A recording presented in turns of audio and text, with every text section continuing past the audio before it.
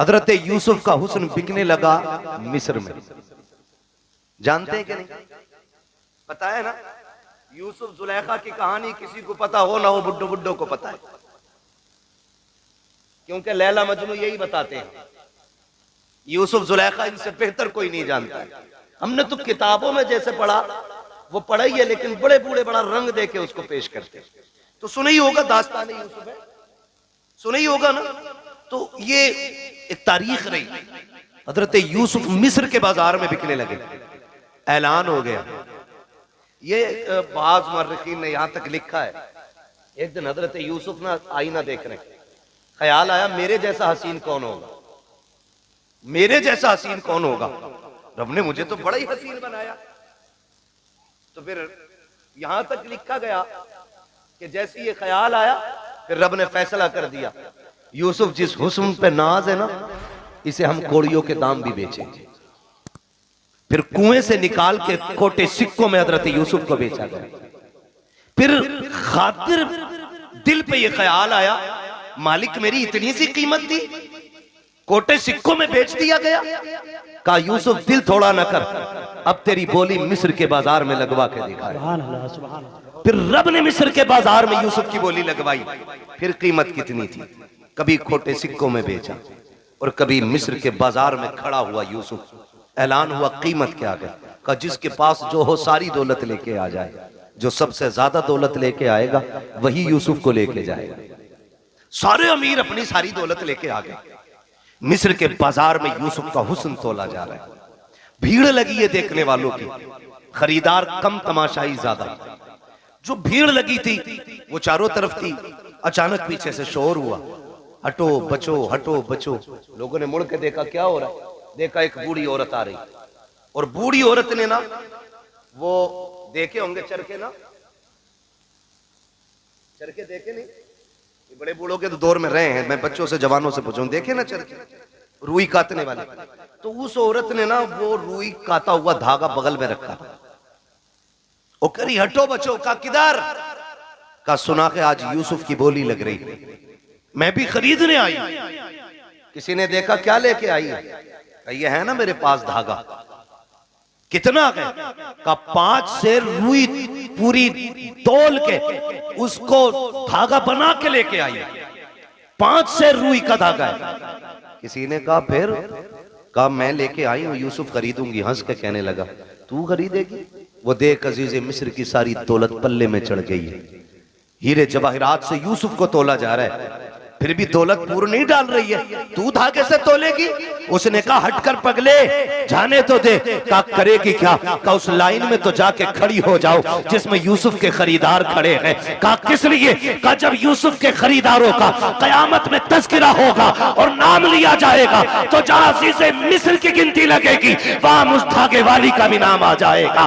जहां उनके खरीदारों में दौलत वाले आएंगे वही धागे वाले भी खड़ी हो जाएगी, ताकि ये तो पता चले जहां दौलत वाले यूसुफ से प्यार करते थे वहां ये गरीब बूढ़ी भी मेरे यूसुफ से प्यार करती है। क्या बात है, नारे तकबीर, नारे रिसालत, नारे गौसियत, मसलके आला हजरत, नारे तकबीर, नारे रिसालत। तवज्जो है सारे लोगों की। तो इसलिए आपसे भी कहा जाता आप भी पढ़ लिया करें, और शुक्र है रब का हमारे सुनने वाले भी हुजूर की नात पढ़ते हैं। वो जो न थे तो, वो जो ना हो तो, वो जो ना हो तो, आप किस मिट्टी के बने हैं? मैं कुर्सी इधर कर लूं? अगर आप बोल सकते हैं तो बोलें, वो जो न थे तो, वो जो ना हो तो, जान है वो जहान की, जान है तो जहान है। मैं एक बात कहूंगा, मेरा नबी पूरी कायनात के लिए रहमत बन के आया, पूरी कायनात, सिर्फ मुसलमानों के लिए नहीं, पूरी कायनात के लिए। चरिंद परिंद दरिंदे सारे लोगों के लिए मेरा नबी पूरी कायनात के जर्रे जर्रे के लिए रहमत बन के आया। होना तो ये चाहिए था कि हर कौम हर बिरादरी की छत पे मेरे नबी की आमद पे झंडा लगना चाहिए था। आप कहें कैसे? हुजूर तो हमारे। सुने, आप दुनिया देख लें और उसूल देखें। मैं पूरे चैलेंज के साथ कहता हूं, आज किसी घर में अगर बेटी मुस्कुराती है ना, तो वो एहसान मेरे नबी का है। आज अगर किसी घर के अंदर माँ बेटे को थप्पड़ मार के खड़ी हो जाए और बेटा सर झुका के खड़ा रहे, माँ से कुछ नहीं कह रहा है ना, तो ये कमाल माँ का नहीं, कमाल मेरे नबी का है। अगर आज बाप बेटे को बीच चौराहे पे जूते से मारे और बेटा गर्दन झुका के मुस्कुराता रहे ना, तो इसमें कमाल बाप का नहीं है, इसमें कमाल रसूल पाक का है। इसलिए कि मेरे नबी ने ना माँ बाप का एहतराम सिखाया है। अगर आज हम माँ को उसकी जूतियों को सर पे रखने में जिंदगी की महराज समझते हैं ना, तो वो दिन दूर नहीं, भूले नहीं हमें जिस दिन मेरे नबी ने कहा था अल जन्नतु तहता क़दामी उम्महातिकुम, तुम्हारी जन्नत तुम्हारी माओं के कदमों के नीचे रखी गई है। तब से लोगों ने, कायनात ने माँ का एहतराम करना शुरू किया। और जब बाप का मामला था तो यही दुनिया, यही तारीख और यही समाज, यही लोग, यही हड्डियां, यही खून, कोई बदला नहीं ये दौर, यही सारी दुनिया थी। और बेटा बाप को बाजार में बेच देता था। मेरा नबी आया और आने के बाद का लोगों, रब की रजा बाप की रजा में है। अगर रब राजी, बाप राजी है तो तेरा रब राजी है, और तेरा बाप नाराज है तो तुझसे तेरा पैदा करने वाला खुदा भी नाराज है। तो तब से बाप का एहतराम हुआ। रह गई बेटी की बात, तो बेटी को तो लोग पैर की जूती समझते थे, जिंदा दफन करने पे फख्र करते थे। मैं इसलिए कहता हूं बेटियों, कभी सर से दुपट्टा उतरने लगे ना, तो मगरिबी तहजीब पे मत जाना, फैशन के नाम पे बिगड़ने की कोशिश मत करना। जब सर का दुपट्टा सरक के कंधे पे आए ना, तो आमीना के लाल का एहसान याद करना, आमीना के लाल का एहसान। खुदा की कसम आज दिल दुखता है, लोग तालीम के नाम पे कहते हैं कि हमारी आज़ादी हमारा हक है, हम अपनी आज़ादी के साथ जी सकते हैं, दुपट्टा किसी की जिम्मेदारी से हम नहीं ओढ़ेंगे। मैं कहता हूँ खुदा की कसम, जो बेटियां ये समझती हैं ना कि दुपट्टा उतारने में इज्जत है, तारीख पढ़ के देख लो, औरत जितना छुप के रहती है उतनी इज्जतदार रहती है, जितना खुल के रहती है उतना ज्यादा जलील रहा करती है। चैलेंज है हमारा, जाओ दुनिया घूम के आ जाओ। और सच्ची बात बताऊं, ये जो खड़े रहते हैं ना, जो इस्लाम के खिलाफ बकवास करते हैं, इस्लाम ने, मुसलमानों ने औरतों को कैद में डाल दिया और पर्दा दे करके उन्हें फांसी दे दी, उनका ऐसा कर दिया। मेरा चैलेंज है, ये भी जब निकाह करने चलते हैं ना, शादी करने, इन्हें भी शरीफ बच्ची चाहिए होती है, इन्हें भी शरीफ बच्ची चाहिए होती है। और शराफत की सबसे बड़ी पहचान यह है कि बच्ची की नजरों में हया होना चाहिए। यह सबसे बड़ी पहचान शराफत की है कि उसकी नजरों में हया होनी चाहिए। कितना बड़ा दाग लगाने की कोशिश की जाती है कि इस्लाम ने औरत को पर्दे में डाल के ना उसकी जिंदगी को लिमिटेड कर दिया, उसके अधिकार, उसके हुकूक छीन लिए, और ये कहते हैं कि औरत का बराबर हक है मर्द के साथ। क्या बराबरी का हक है? तो लोगों का कहना यह है कि जैसे मर्द मजदूरी करता वैसे औरत भी मजदूरी करे। ये नजरिया कि अगर रोडवेज मर्द कंडक्टर है तो औरत भी होनी चाहिए, मर्द ड्राइवर है तो औरत भी होनी चाहिए, का ये बराबर का अधिकार है। मैं कहता हूं गैरत आनी चाहिए। कहा क्यों? कहा तुम हमारे इस्लाम के बारे में क्या जानो? इस्लाम वो खूबसूरत मजहब है जिसने पूरी इंसानियत के मुकम्मल हुकूक का ख्याल रखा है, एक एक हक का ख्याल रखा है। लोगों ने कहा कि इस्लाम ने औरत को पर्दे में रख के पाबंद कर दिया, वो घर के अंदर 4 लोगों का खाना बनाए। मैंने कहा तुम इसे गुलामी कहते हो, आओ तुम्हारी आज़ादी बताऊं। कहा आज़ादी किसे कहते हैं? कि लड़की खुल के जिंदगी जिए, जो चाहे ड्यूटी करे, उसका भी सर्विस करने का हक है। मैंने कहा चल ठीक, हम लोग अक्सर फ्लाइट एयरवेज वगैरह जाना रहता है, आप जाकर के देखो वो तमाशा औरत का बनाया गया है। हर जगह पे आपको लड़की खड़ी मिलेगी, हर जगह पे। मुल्क के अंदर लाखों नौजवान बेरोजगार टहल रहे, उन्हें एक वक्त की रोटी देने के लिए तैयार हम नहीं है।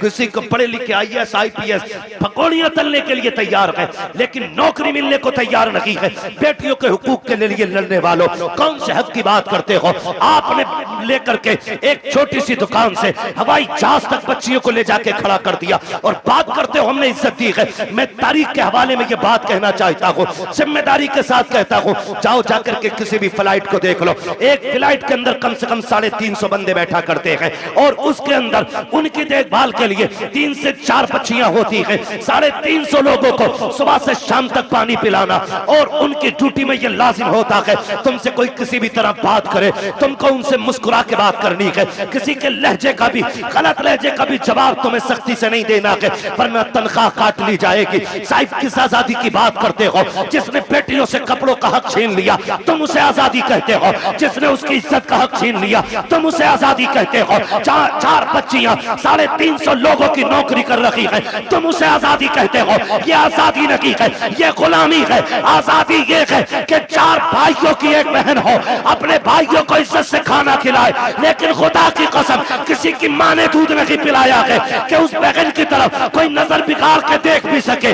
इसलिए कि इज्जत के रखवाले रब ने 4 भाई दिए हैं और तुम इज्जतें लूट के आजादी देते हो। इस्लाम इज्जतें दे के बेटियों को आजादी अता फरमाता है। नारे तकबीर, नारे रिसालत, नारे गौसियत, मसलके आला हजरत उलमाए अहले सुन्नत हजरत उल्लामा मुफ्ती हम्माद साहिब किबला मुरादाबादी। नारे तकबीर, नारे। ये आजादी हमारे इस्लाम ने दी है। वो 4 लोगों का बना रही। बताओ 4 लोगों का खाना मुश्किल है या 400 लोगों का? बोले 400। और घर में बहन के तेवर देखे हैं आपने? उसने पोछा लगाया और जूता पहन के आ जाना, फिर बड़े हो या छोटे खैरियत नहीं है। बिस्तर अगर बहन ने लगा दिया तुम कूद के बैठ जाना। चादर अगर सिमट गई तो खैरियत नहीं है। झाड़ू लेके पीछे भागे तो कम, जूता लेके पीछे भागे तो कम। बड़ा भी है तो डर रहा है क्योंकि उसने सफाई की। तो मैं ये कहना चाहता हूं ये इज्जत हमारे इस्लाम ने दी, ये इज्जत हमारा मजहब देता है। लेकिन दिल के पपोले जल उठे सीने के दाग से, इस घर को आग लग गई घर के चिराग से। किसके लिए रोए हम? कमी तो हमारी है ना सारी, खतावार तो हम ही है ना कहीं, चूक तो हम ही से हुई है कहीं ना कहीं। मैं कह रहा था मेरी बेटी सर से दुपट्टा उतरने लगे तो बाप की इज्जत को सोचना या मत सोचना वो तेरे लायक और नालायक होने पे डिपेंड करता है।